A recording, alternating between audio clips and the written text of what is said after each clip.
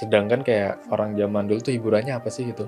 Dan Hmm. dominannya juga hiburan zaman dulu tuh emang dominannya gratis gitu. Kayak Mm-mm. kadang pun ada orang nonton tuh dalam satu TV tuh yang nonton satu kampung gitu. Kalau kita kan sekarang ke bioskop satu orang mungkin lah Iya. 50 tiket aja tuh. Lu ngerasa nggak sih kayak kondisi ekonomi tuh sekarang lagi pada naik banget gitu. Kayak biaya itu bakal kalau kita lihat 3-4 tahun ke belakang tuh let's say kayak es kopi atau yang mungkin sering kita gunakan tuh kayak ojek online itu perubahannya cukup drastis ya. Oh ya, Syah, lu sadar nggak sih orang-orang sekarang tuh pada punya dual income? Maksudnya kayak temen gue sendiri pun yang kerja IT pun dia tuh buka jualan kue kering gitu. Oh.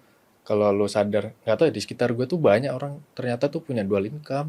Kalau lu Hmm. sendiri ada nggak dual Hmm. income atau mungkin orang yang lu kenal tuh juga dual income Hmm. gitu? Kalau gue sendiri ya, di lingkungan gue masih cukup sedikit yang punya dual income. Tapi kalau dari gue sendiri, gue punya dual income karena gue merasa kayaknya di zaman sekarang nggak bisa deh kita cuma ngandelin satu sumber doang ya. Apalagi banyak tuntutan, banyak hal yang perlu kita penuhi baik primer atau sekunder. Belum lagi kalau kita mungkin mau kasih ke orang lain, let's say orang tua atau apa, itu kan kita nggak bisa cuma ngandelin main income kita, nanti gimana kita nabung gitu. Dan menurut gue di zaman sekarang kita juga nggak bisa gengsi sih ya, kayak tadi kan lu bilang temen lo itu IT ya, tapi dia jualan kue kering. Kan kalau misalnya orang ada juga ya yang gengsi, dia nggak mau, ah lah masa gue udah ngoding hari-hari tapi kok gue malamnya jualan kue gitu. Itu kan kayak sesuatu yang mungkin bisa kayak bikin kita tuh jadi apa ya, ya gengsi itu ya. Jadi kayaknya nggak usah sih, nggak usah mikirin gengsi. Yang penting kan uang itu halal dan kita juga nggak menyusahkan orang lain. Jadi itu oke banget sih temen lo itu. Iya sih, kalau gue mikir-mikir juga kayak zaman sekarang tuh kayak kerja untuk satu pemasukan kayaknya kurang sih ya kayaknya ya. Mm-mm. Mau nggak mau kita juga harus ada pemasukan tambahan gitu. Kayaknya zaman dulu kan kayak kita kerja aja cukup nih untuk kebutuhan kita selama 1 bulan atau kebutuhan kita kemudian hari gitu. Sedangkan sekarang tuh kayak kebutuhan kita pun dari gaji kita aja masih kurang gitu. Makanya kayak ya kita juga harus dual income gitu atau cari tambah-tambah lagi gitu untuk nutupi kekurangan kita juga. Iya. Iya sah, sekarang tuh lu ngerasa nggak sih kayak kondisi ekonomi tuh sekarang lagi pada naik banget gitu. Kayak biaya tuh bakal kalau kita lihat 3-4 tahun ke belakang tuh let's say kayak es kopi atau yang mungkin sering kita gunakan tuh kayak ojek online gitu bener-bener perubahannya cukup drastis ya. Kayaknya dulu tuh 5.000 masih bisa gitu untuk ojek online. Tuh sekarang Bener-bener. kayaknya nggak dapet deh. Kayaknya sekarang minimalnya aja udah belasan ya. Iya belasan Berarti ribu kan itu sekian udah tuh. naik 100% tuh. Bener tuh. Sih kalau gue inget-inget kayak dulu gue dari sekolah mau ke mall itu tuh cuman perlu kayak ya 7.000 lah. Tapi sekarang mana ada, kayak si biaya transport itu udah nggak mungkin banget ada 7.000 sekarang gitu. Ya gue merasa sih emang dunia itu inflasinya tuh ada banget ya.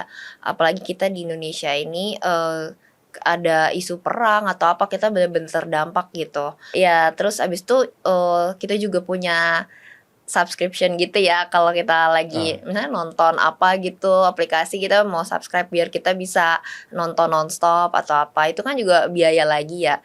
Jadi menurut gue kalau kita nggak punya dual income pasti kita lumayan terbebani tuh dengan kebutuhan-kebutuhan kita lainnya gitu. Nggak bisa bohong sih emang ya. Namanya langganan kayak gua yang sering pakai Transum tuh benar-benar kebantu banget ya. Ada namanya layanan musik online tuh. Tapi harus langganan kalau nggak bakal ada iklan tuh yang benar-benar Iya, kayak aduh PR banget. itu Mau nggak ganggu mau tuh banget. 100.000 lah let's say dalam 1 bulan. Belum kalau nonton itu kan. Iya Kalau benar. kita nonton di selang waktu kita hari weekend. Emang sih emang kayaknya satu gaji untuk sendiri tuh satu pemasukan kurang sih ya. Iya, satu masukan Belum lagi self bener-bener reward. kurang. Itu bakal Bener. PR banget sih. Iya, kalau kita lagi penat, kita kan pasti kayak aduh gue pengen banget deh beli apa gitu buat bikin gue ke refresh. Tapi pas ngecek kayak uang kita udah terbatas gitu. Bener juga sih Syah. Jadi kayak zaman sekarang tuh emang kebutuhan hiburan tuh juga termasuk penting ya untuk ngilangin stres kita dalam keseharian kita bekerja gitu. Tapi sayangnya ini emang kebutuhan kayak gitu tuh emang ada biayanya gitu kan. Langganan musik atau film gitu. Belum lagi juga apa ya, kayak hiburan kita. Sedangkan kayak orang zaman dulu tuh hiburannya apa sih gitu. Hmm. Dan dominannya juga hiburan zaman dulu tuh emang dominannya gratis gitu. Kayak Mm-mm. kadang pun ada orang nonton tuh dalam satu TV tuh yang nonton satu kampung gitu. Kalau kita kan sekarang ke bioskop satu orang mungkin lah Ya, 50 tiket aja tuh. belum Belum nanti kita makannya, makan. belum Mm-mm. kita bensin jemput pasangan Iya kita lagi. gitu. Makanya jadi kayak bener-bener kita perlu sih tambahan lagi itu. Mm-mm. Jadi kayak ya hiburan tuh emang nggak bisa bohong sih ya. Ya benar. Menurut Di gua untuk kita bisa tetap stay sane di ya era ini kita juga perlu ya itu bisa dibilang self reward juga sih, nggak benar. harus besar gitu. Oh iya, tapi gue juga ada cerita tuh. Ternyata tuh temen kantor gua itu terlepas dia kerja juga sama gue di kantor tuh Hmm. di selang-selang waktunya dia tuh konten kreator. Hmm. Kalau lu tahu tuh kayak dia tuh suka beli makan terus di Review. videoin kayak vlog gitu sambil Oh, nge-review iya iya. makanan. Menurut gue kayak itu cukup lumayan ya. Maksudnya kayak di sela-sela waktu kerja lu masih bisa ngerjain kerjaan lain. Waktu gue tanya, emang ngasilin duit gitu? Kayak bikin kayak gitu. Ternyata ngasilin meskipun Hmm. nggak begitu banyak, tapi Hmm. katanya cukup untuk nambah-nambah atau menutup ya biaya-biaya minimal kayak langganan bulanan kita seperti musik Hmm. atau film bulanan kita itu Iya iya. bisa. Ya menurut gue sih di zaman sekarang tuh kita sebenarnya kebantu banget sih dari dalam segi pekerjaannya. Jadi kayak walaupun kita ngantor, menurut gue kalau emang kita ada niatnya kita bisa banget kok untuk tambah income itu dengan kayak cari side hustle-nya tuh dari online. Misalnya kayak yang tadi temen lo itu ya, dia berarti kayak food reviewer gitu ya, Benar-benar. food blogger. Terus nggak cuman jadi influencer sih, menurut gue juga bisa lu kayak jualan online gitu. Kayak temen lu yang tadi jualan kue kering itu kan pasti juga harus di-post di online. Atau kayak bisa juga kita kerja sebagai social media freelancer gitu contohnya. Itu kan kerjanya nggak harus onsite ya, kita bisa ada juga kok yang remote gitu, kerja dari mana aja contohnya. Atau mungkin IT juga banyak yang remote. Jadi menurut gua kita kebantu banget sih sama era digital ini. Kita bisa nambahin income kita dari side hustle itu gitu. Terus selain yang tadi temen lu jualan itu ataupun yang social media freelancer juga kita bisa dari hobi ya, menurut gue hobi kita bisa cari uang dari hobi. Kayak misalnya deh fotografer. Jadi fotografer kita kan bisa pas weekend ketika kita lagi ngantor itu bisa nambah income kita juga. Tapi sering juga gue nemuin nih orang-orang yang mungkin dia udah bukan punya dual income lagi, mungkin lebih, dan mereka tuh jadinya burn out karena mereka lupa untuk apa ya, ngeprioritasin diri mereka juga gitu. Saking fokusnya nyari uang mereka lupa, oh ya gue belum ngasih self Istirahat. reward ya, atau bahkan istirahat aja tuh yang bare minimum aja tuh nggak ada gitu. Makanya jadi burn out, yang mana menurut gue jangan sampai kayak gitu ya, karena kan jadinya kita nggak bisa nge-manage energi kita tuh dengan baik. Sementara kan ya energi kita itu juga sebenarnya sangat berharga ya, kalau kita amit-amit sakit atau apa kan malah jadi semua aktivitas kita juga jadi ke stop gitu. Makanya menurut gue itu penting banget juga untuk bisa mengatur waktu biar energi yang kita keluarin itu enggak terlalu jor-joran gitu. Lalu sendiri gimana? Terus yang tadi Syah, katanya lu kan punya dual income nih. Lu bakal kesusahan gak sih ngatur waktunya itu ketika lu punya pekerjaan utama dan punya pekerjaan sampingan tuh harusnya bakal burn out gak sih? Hmm. Atau lu bisa ada cara ngakalin ngatur Hmm. waktunya itu?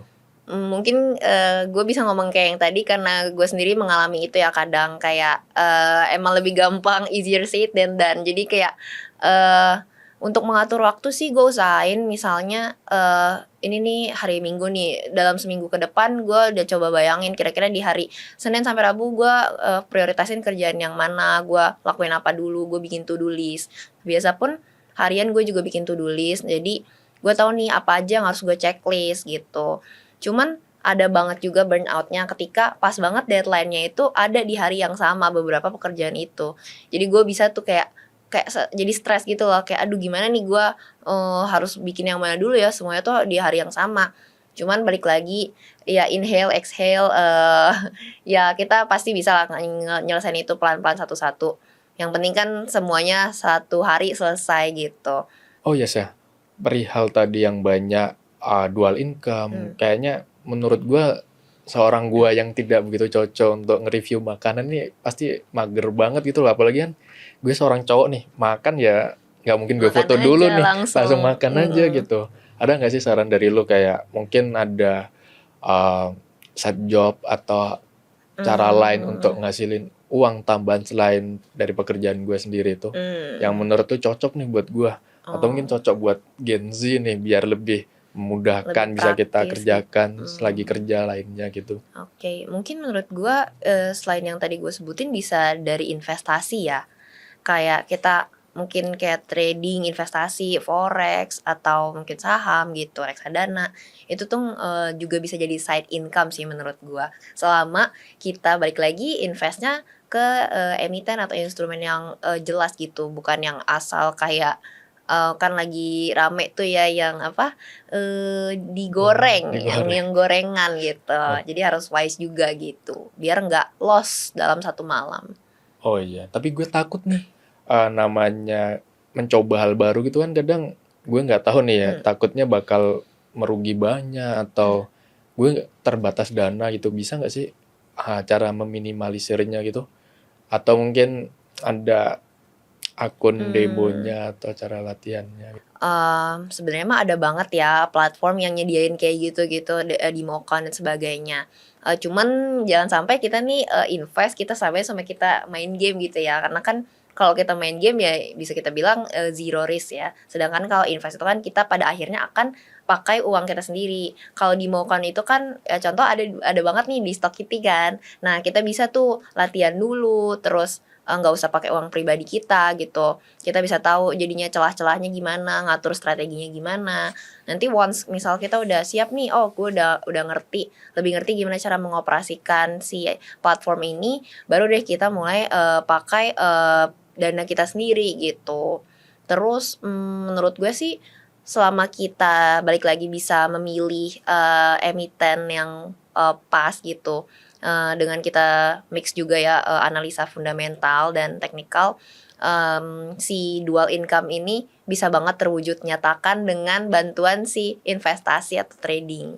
Oh, berarti bisa banget ya buat gue untuk mengisi waktu senggang gue tuh menggunakan trading, invest gitu. Apalagi ada demo akun gitu kan. Jadi kayak Bener, gue nggak harus langsung menggunakan uang pribadi gue gitu. betul Jadi betul. kayak ya udah latihan, Latihan, bener terus bener. untuk mengetahui resiko, terus kayak bisa mencoba strategi yang mungkin bisa gue lihatnya dari internet atau pelajari Mhm gitu. mhm. Mungkin Iya iya. dari itu sih ya kali ya. Nah, selain itu kan tadi gue sempet mention kayak, jangan sampai samain kayak game, karena ini ada risikonya. Nah, gimana pun juga resiko itu kan berpengaruh banget ke sisi psikologis kita ya, kayak secara mental. Apalagi kalau udah berhubungan nih sama uang gitu kan. Itu kan sesuatu yang kita cari nggak gampang gitu. Terus pasti kalau misalnya uang kita itu bergerak naik turun, ya turun sih apalagi, kita pasti akan kayak stres. Itu penting banget makanya gimana kita mengelola stres kita, menjaga mental kita biar tetap apa ya, stay sane gitu selama kita lagi invest gitu. Jadi benar-benar mempengaruhi banget ya. Jadi kalau Mhm, misalnya bisa kita bisa ngontrol diri kita nih biar kita nggak kehilangan banyak gitu. mhm mhm Jadi kayak mhm. minusnya tuh kita tahu batasnya gitu. Bener, Dan makanya. sampai malah habis semua nih. Bener, makanya kita Waduh, harus harus bisa wise dan harus bisa, ya sabar mentalnya ya. kebentuk lah Sabar juga pelan-pelan. kali ya. Soalnya kan Harus sabar kita juga. nggak ada yang tahu ya namanya pergerakan pasar Iya gitu. bener banget, kita kan nggak bisa prediksi ya, mau Mm, siapapun itu menurut gue sih nggak akan ada yang bisa prediksi. Ibarat besok, ada perang dunia ketiga kita pun juga nggak tahu gitu kan, itu kan sangat berpengaruh juga ke mm, nilai, instrumen saham itu bener. gitu. Bener harus sabar sih itu intinya. Mhm, Oh iya sah, perihal stok itu gue kadang bingung ya kayak karena gue awam itu gimana sih kemudahannya tuh apakah user friendly atau gimana? Soalnya kadang gue ngerasa takut bingung gitu sama ini platform gitu kayak mmm, fungsinya, fiturnya iya iya. tuh. Di Stokity sih ada banget ya yang kita udah mention, dia ada di Mokon tadi, jadi kita bisa mulai, dari yang kita nggak tahu apa-apa, kita bisa mulai belajar dari situ tanpa harus kita mengorbankan uang pribadi kita. Jadi menurut gue sih edukasi sama simulasi itu penting banget dalam kita belajar investasi ya. Karena kalau misalnya kita main terjun aja, nggak nggak ada preparation, pasti kita akan loss banyak, gue yakin banget. Makanya itu penting banget. Ibarat kayak kita mau masuk ke perguruan tinggi lah, pasti kan kita harus prepare tes juga. Nggak mungkin kita main ikut tesnya terus tiba-tiba kita keterima, itu kan kayaknya terlalu too good to be true Iya, gitu. Ya, jadi penting banget sih kita harus bisa mensimulasikan itu dulu sebelum kita eksekusi menurut gua. Terus menurut gua ya invest itu juga kalau bisa banget pakai uang dingin. Karena kalau misalnya kita pakai uang panas, pasti akan jadi kayak apa ya? Balik lagi ngaruh ke mental kita gitu. Oh my god, ini uang mau dipakai nih buat gua bayar misalnya uang kuliah gitu. Tapi gua pakai buat trading kan jadinya kayak paniknya ada banget kan gitu. Jadi jangan sampai kita pakai uang panas atau uang yang harusnya dipakai untuk keperluan penting gitu.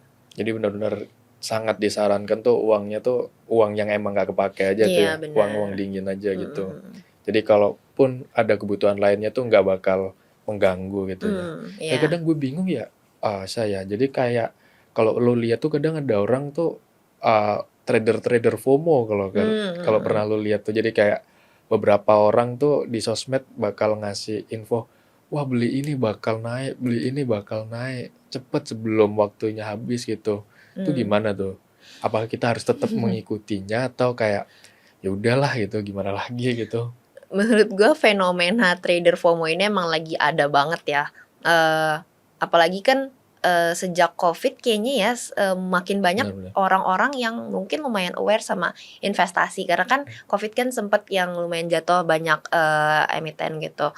Jadi orang mulai kayak yaudah ini waktunya gue invest. Tapi nggak semua orang invest itu berdasarkan hasil analisa mereka sendiri. Mereka cuma modal ikut-ikutan si FOMO itu. Tapi kan lagi-lagi yang kita ikutin itu mungkin yang di sosmed itu kan belum tentu sepenuhnya itu valid 100% pasti menjanjikan keuntungan tuh nggak mungkin kan.